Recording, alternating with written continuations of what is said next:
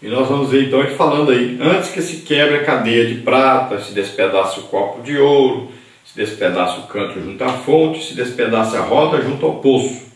Então agora ele vai falar da falta de controle sobre as coisas, né? No comer, no beber, no vestir-se. Então agora ele não tem mais a capacidade de controlar os seus movimentos. E isso é uma coisa tremenda para o idoso, porque ele precisa de ajuda para tudo dos outros. Passa a ser dependente de outras pessoas. Então agora Salomão se lembra aí de, por exemplo, pegar água, que ele podia jogar o balde e puxar a água. Ele não podia fazer isso mais, não tinha forças para isso mais. Ele antes podia pegar aí o garfo, né? Ou a faca, uma colher, para se alimentar. Agora ele não conseguia mais. Então tudo isso ele está colocando agora aqui, como é triste a situação que ele se encontrava na velhice agora. Então ele volta a dizer antes que venham que os maus dias, antes que venham esses dias aí da velhice, né? Antes que venham esses dias que não tem mais contentamento deles, ele diz, antes que o pó volte ao pó, ou seja, o corpo humano é feito do pó da terra. Então antes que esse corpo volte para onde ele saiu, ou seja, que seja morto e enterrado na terra, volte então para a terra. E ele fala aqui desse espírito, que na verdade a palavra aqui está mais para a alma do que para o espírito. Ele diz que essa parte imaterial que veio de Deus, volte para Deus. Ele tinha esse conhecimento, esse entendimento, que uma parte é formada do pó da terra, é da terra, pertence à terra. E uma parte que veio de Deus, que é imaterial, que é espiritual, então volta para Deus. Essa era a ideia que ele tinha. E realmente, naquela época, o conhecimento era esse, e o que ele podia esperar era isso mesmo. Nós sabemos no Novo Testamento que Deus deseja que nós tenhamos aí irrepreensível tanto o nosso corpo, como a nossa alma, como o nosso espírito. Por quê?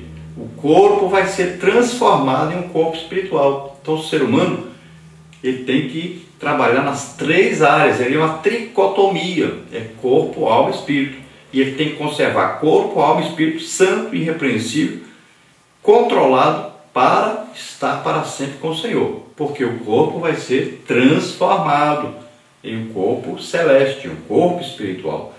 Então é importante cuidar desse corpo. Tem muita gente que acha que não precisa. Tem muita gente com a ideia aí do Antigo Testamento sobre as coisas, né? E não consegue vislumbrar aí esse ensino do Novo Testamento sobre o corpo, que é importante manter esse corpo também santificado, em obediência. O corpo precisa de jejum, de controle.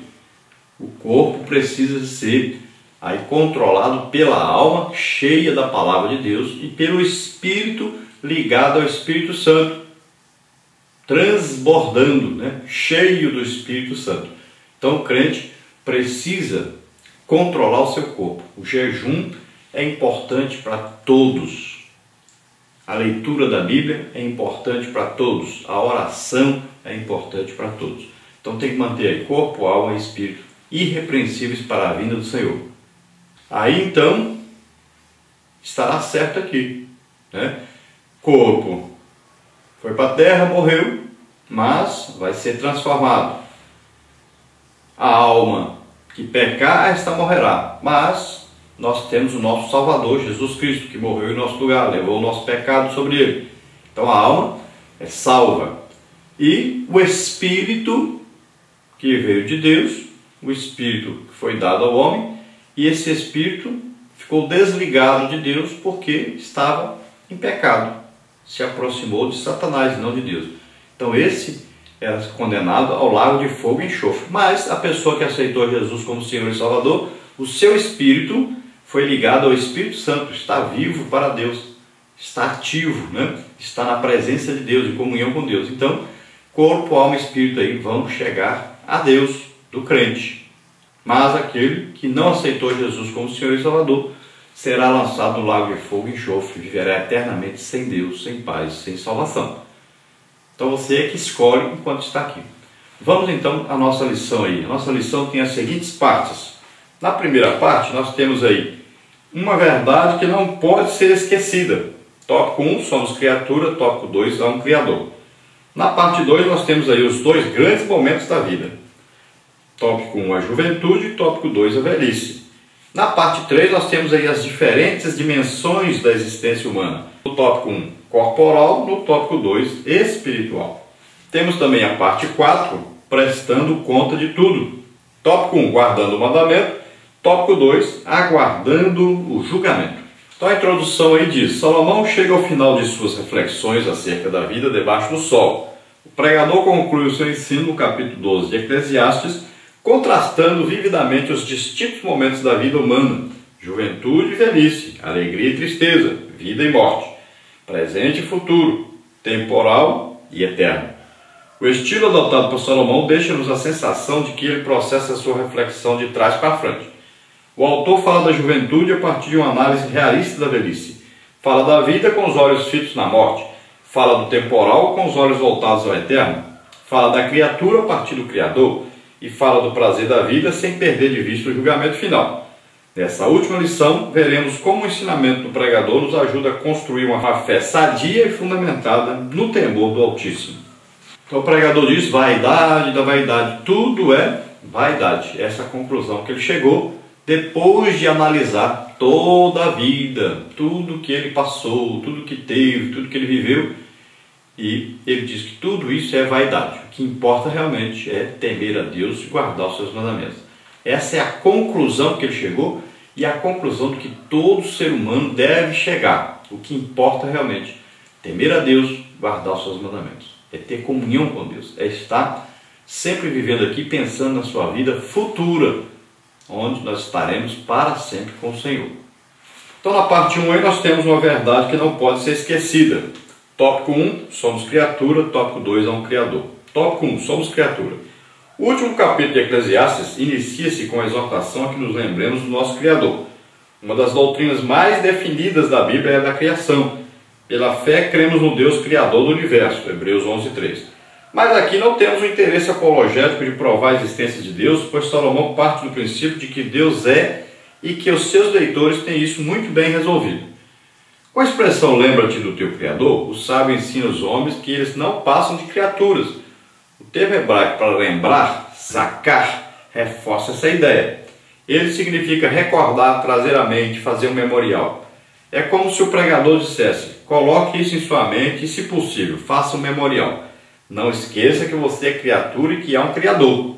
Então aqui Salomão chama a atenção de todos nós para uma coisa muito importante. Nós somos criatura, não somos criadores, nós não mandamos em Deus. Nós somos criatura de Deus, estamos debaixo das ordens de Deus, dos planos de Deus.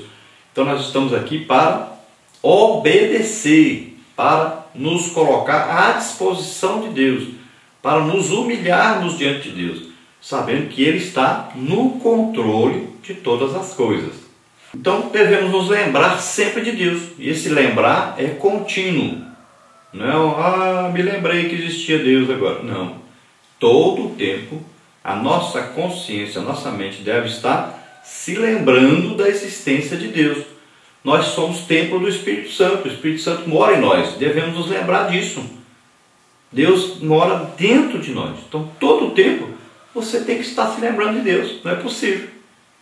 Então não adianta, se você não tem comunhão com o Espírito Santo, você não tem consciência de que Deus está na sua vida, está com você o tempo todo. Por isso que muitas vezes a pessoa anda pecando, porque não tem consciência de que Deus está presente na vida dele. Existe muita gente aí com o nome de cristão, mas se você perguntar assim: Deus mora dentro de você? Deus mora em você? Ele diz: não sei disso não acredito assim não. Então a pessoa diz que é cristão, mas Cristo não vive nele. Então veja só, a diferença nossa é exatamente essa.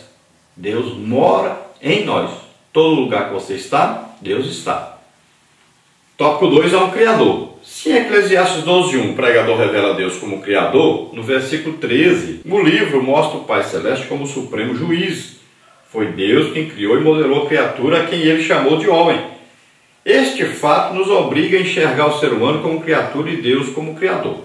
O homem como ser temporal e Deus como eterno. Portanto, a partir dessa compreensão, podemos encarar a vida com mais humildade e prudência. Então nós devemos ter a consciência aí de que nós, aqui na Terra, como corpo humano, temos um fim. Existe aqui um período de vida. O máximo quantos anos? Máximo 120 anos. Veja só, é muito pouco. Passa rápido demais. E aí o que você fez?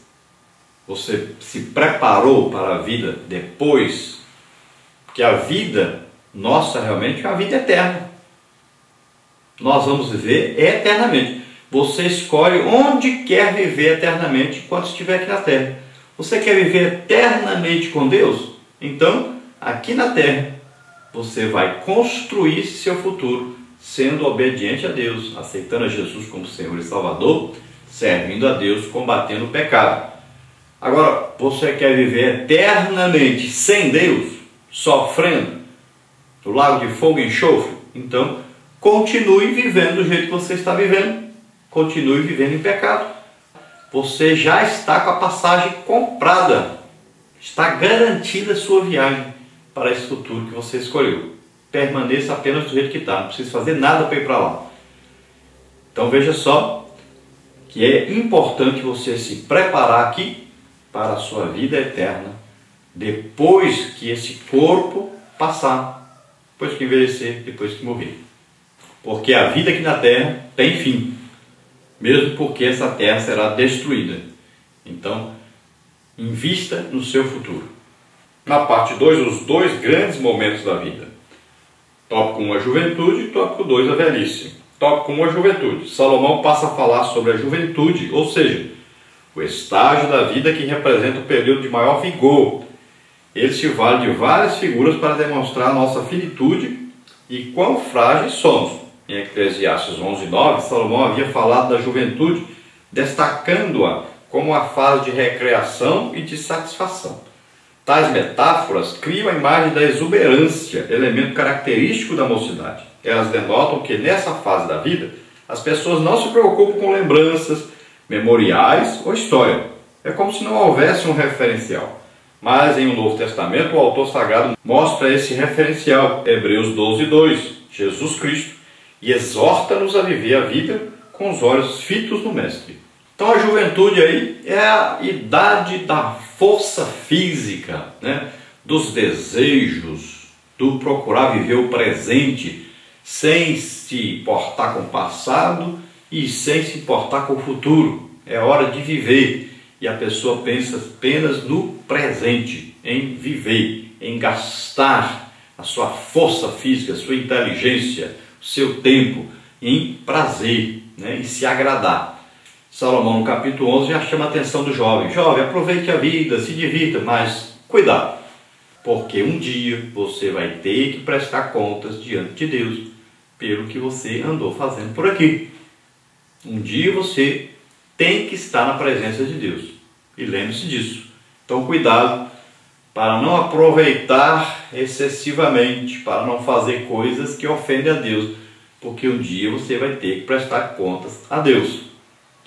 Então ele fala da juventude e alerta os jovens sobre essa prestação de contas, sobre esse juízo que virá. Então nós devemos olhar para Cristo. Coloque lá Cristo como alvo e você vá caminhando aqui na terra, vivendo na terra, olhando para Cristo como alvo a ser atingido.